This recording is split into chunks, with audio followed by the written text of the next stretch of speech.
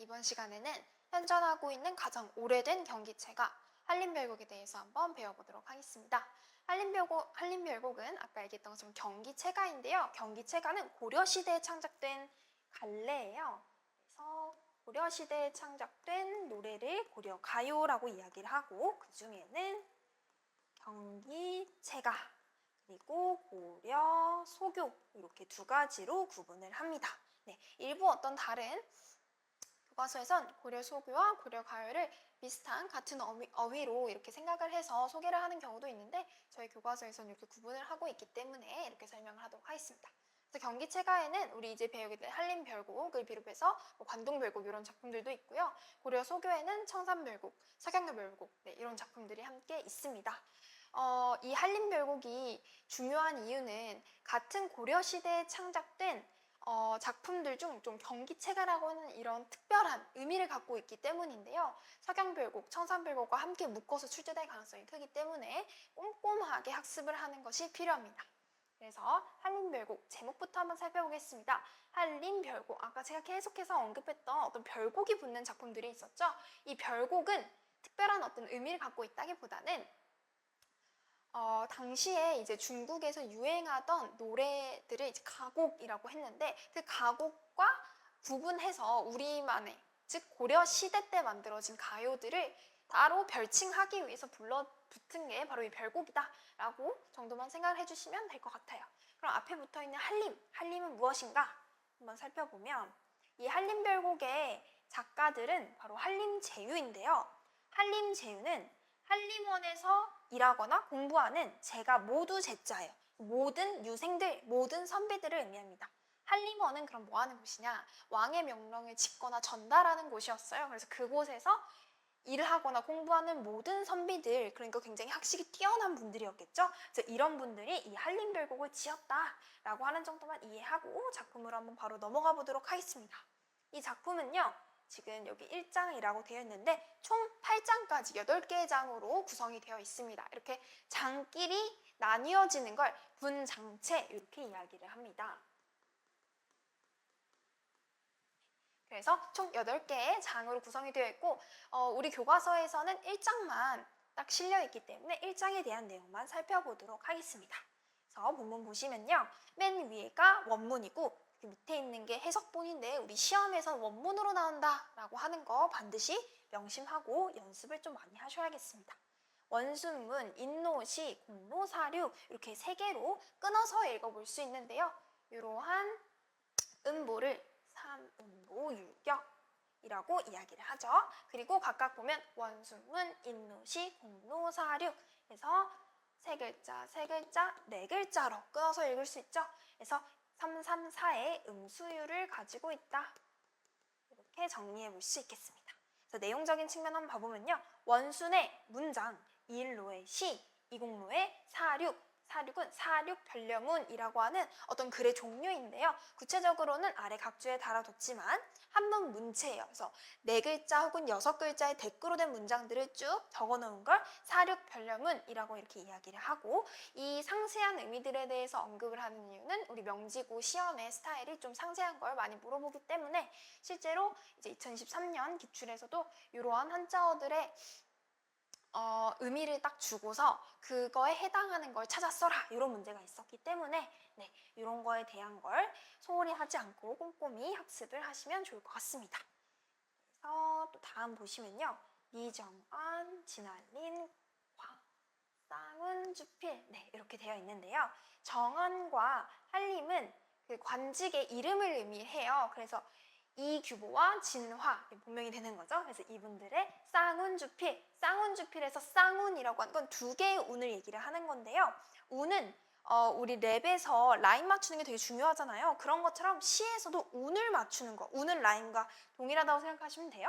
그래서 운을 맞추는 게 매우 중요한데 2개의 운이라고 하는 건 맨 앞에 머릿말에 오는, 그러니까 가장 앞에 오는 두 운, 그리고 가장 뒤 꼬리에 오는 각운 해서 이 두운과 각운 2개의 운, 쌍운을 맞춰서 글을 쓰는 걸 그렇게 잘 쓸 수 있는 능력을 가진 사람은 굉장한 문장가다 이렇게 이야기를 했었고 그 2개의 운을 맞춰서 주필은 빠르게 써내려가는 걸 이야기합니다. 그래서 그러한 것에 대해서 이야기를 해주고 있습니다.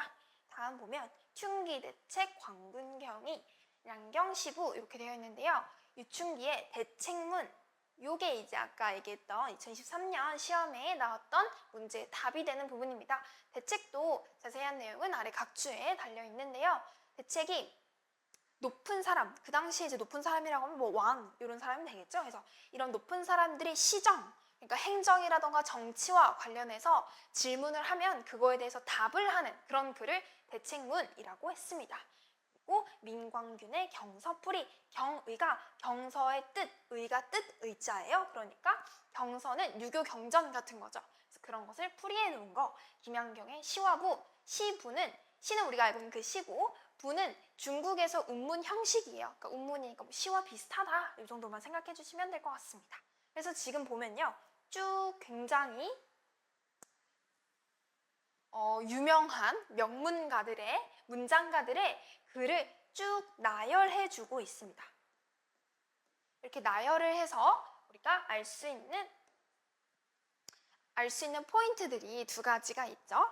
첫 번째로는 이렇게 명문가 시인들의 명문장을 나열을 함으로써 표현 방법적으로 열거법이 사용되었군 이라고 하는 거 알 수 있는 부분이고요. 또 이를 통해서 학문적 자부심, 이렇게 대단하신 분들의 멋진 글이다 이렇게 해서 이런 학문적 자부심을 보여주고 있는 부분이라고 볼 수 있겠습니다. 그 다음 보면 여기 이 작품에서 가장 중요하다고 해도 과언이 아닐 정도의 부분이 나왔습니다. 위 시당경 기 어떠하니꼬 라고 되어 있는데요. 위는 감탄사입니다. 감탄사가 사용이 되면 당연히 떠올려야 되는 표현 방법, 바로 영탄법입니다. 영탄법이 사용되었군. 시당은 시험장을 의미해요. 그래서 이 시험장의 광경, 광경이 그 어떠하니 있고 그것이 어떠합니까? 라고 하고 있는데요. 어떠합니까는 지금 물음의 형식을 취하고 있지만 이 사람이 진짜 궁금해서 물어보는 게 아니죠. 이러한 표현 방법을 설의법이라고 하고 여기 안에 담겨있는 의미는 뭘까요? 과거원 시험장의 이 광경 얼마나 대단합니까? 얼마나 멋집니까? 이런 걸 이야기하고 싶은 거죠. 그래서 정말 대단하다. 네. 이런 걸 드러내주고 있는 부분이라고 보시면 되겠습니다. 그래서 이 부분이 왜 중요하냐 그러면 바로 각 장마다 이게 계속해서 반복해서 들어가게 되는 부분이거든요. 그래서 이런 것을 후렴구 이렇게 이야기를 합니다. 그래서 이 후렴구는 우리 함께 살펴봐야 되는 작품인 서경별곡에서 위 다림들이 위 두어령성, 두어령성 다림들이 네, 이 부분이 후렴구로 제시가 돼서 여기서도 후렴구가 나오고 그 서경별곡에서도 후렴구가 나오니까 둘이 좀 엮어서 나올 가능성이 좀 있다고 보여지는데요. 두 후렴구 간의 어떤 공통점과 차이점을 잘 파악을 해두시는 게 좋겠습니다. 일단 후렴구가 가지는 아주 일반적인 특징이라고 하는 것은 후렴구는 보통 계속 반복이 되는 거니까 운율을 형성을 해주는 효과가 있겠죠. 그리고 이런 식으로 음악적인 어떤 효과를 계속해서 넣어줍니다. 그러니까 리듬감을 느낄 수 있게 해주는 거죠.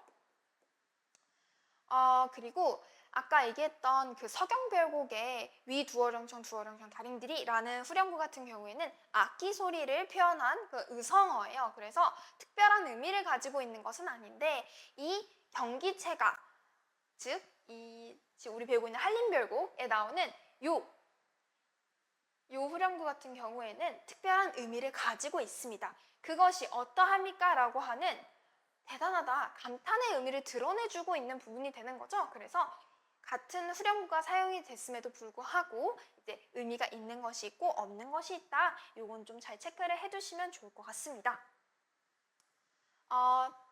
참고로 이제 얘가 경기체가잖아요. 이 갈래가 경기체가인데 경기체가라고 불리게 된 이유가 여기 보시면 경기라고 하는 말이 있죠. 그래서 여기에서부터 유래가 왔을 거다. 이런 해석이 있습니다.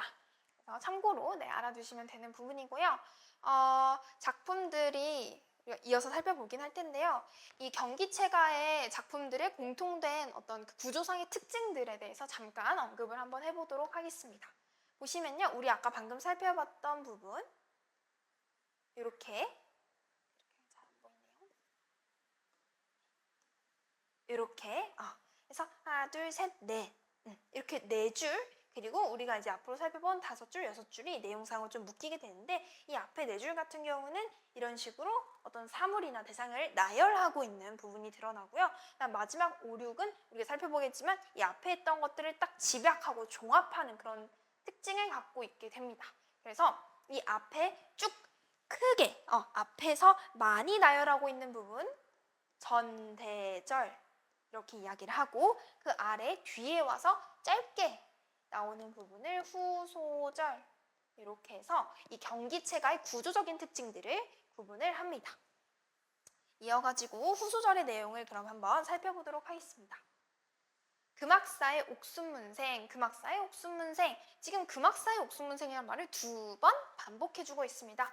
반복법이 사용이 되었고요. 반복하면 우리가 얻을 수 있는 효과 2가지가 있죠. 첫 번째로는 운율이 형성된다. 두 번째로는 이 내용을 강조하는 효과가 있다. 그래서 한번 해석된 걸 보면 금이가 배출한 많은 제자들 이렇게 되어 있어요. 금이라고 하는 건 사람 이름인데요. 이 고려시대 당시에 아주 뛰어난 문장가이자 과거 시험의 감독관 역할을 하셨던 분인데 그래서 이분이 이제 가르친 많은 제자들, 이 많은 제자들을 옥순문생이라고 표현이 되어 있고 아래 각주에도 있지만 옥으로 만든 죽순과 같은 문화생들이다. 문화생이라고 하면 스승의 밑에서 배운 제자를 의미를 하는 것이고요. 그래서 그런 의미를 갖고 있어서 지금 이 금이의 밑에서 배운 아주 뛰어난 제자들을 의미하는 단어라고 보시면 되겠습니다. 좀 중요하다고 보여질 수 있을 것 같아요.